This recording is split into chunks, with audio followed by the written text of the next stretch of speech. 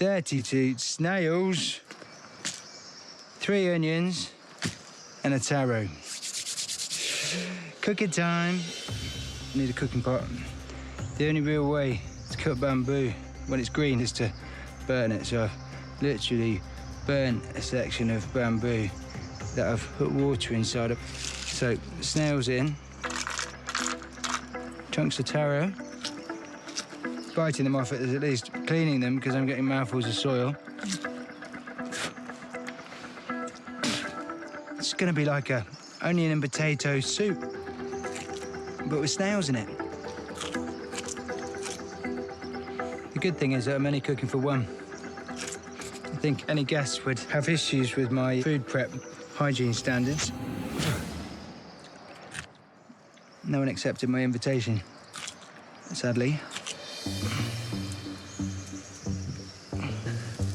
There we go.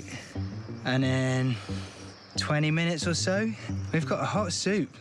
Hot snaily protein onion soup. I'm sitting here with a grin on my face because today feels like a win. The exploration paid off. The extra taking risks paid off. I am just so happy that I'm now here with the final result, cooking over the fire. I might need to turn the fire down one sec. It is bamboo. I want to burn through the whole thing before it's even cooked. That would be a disaster.